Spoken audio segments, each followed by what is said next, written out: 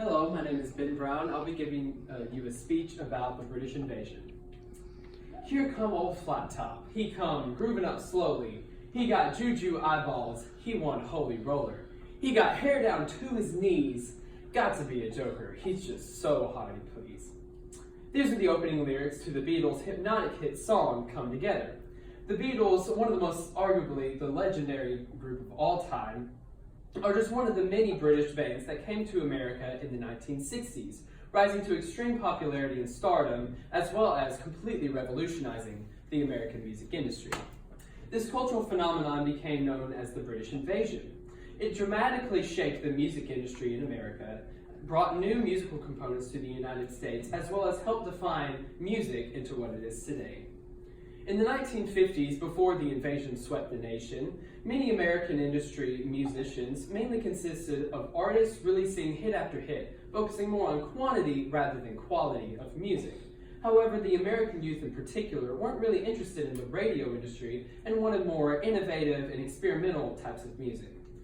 Meanwhile, across the Atlantic, England was exposed to different American genres, or types of music, through live performances. One influential genre in particular was the African American blues.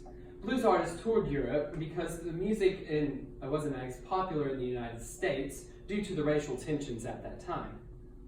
They also heard about American music through records. According to Andrea Caruso, author of The Transatlantic 60s, Europe and the United States in the Counterculture Decade, American popular music arrived in Britain in the 1950s through the records that American servicemen and merchant seamen traveling to England brought with them. This being one of the reasons why Liverpool, a major port, became such a hotbed of musical activity. In turn, this brought on a new hybrid form of music, combining the sweet sound of rockabilly from artists such as the king of rock and roll himself, Mr. Elvis Presley, along with the harder sounds of the blues from legends such as B.B. King and Robert Johnson. In the late 1950s, British musicians experimented with these different American genres. One artist in particular was Mr. Cliff Richards, whose 1958 hit Move It became dubbed as Britain's first rock and roll song. This new developed style later was called beat, combining jazz, rock and roll, R&B, and the blues. Many of the popular British artists during the British invasion used this type of music. Then, on February 7th, 1964, a band performed for the first time on American television during the Ed Sullivan Show, viewing over 73 million people. They later continued to hold the top 5 spots on the Billboard Top 100 and are still known to this day as one of the most well-known and influential bands of all time, the Beatles. Many of their songs, including Hey Jude and Come Together, have been an American staple in the modern pop culture. Another group that was influential at the time were the Rolling Stones. Despite being called dangerous by the press because their gigs hadn't been called off early due to young females parading the stage and trashing the whole place, they still held 8 #1 songs in the top 100 and are still to this day selling out stadiums in performance. Other big artists during this time were The Who, The Animals, and the Dave Clark Five. The British invasion incorporated new musical components in the recording industry as well. The first was a unique sound that was innovative and unique.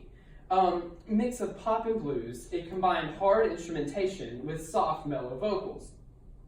They also used fuzzy and distorted guitar pedals. The guitarist could use a more harsh sound that gives it the more rugged rock sound. Also, the British invasion stands as a beacon for modern music industry.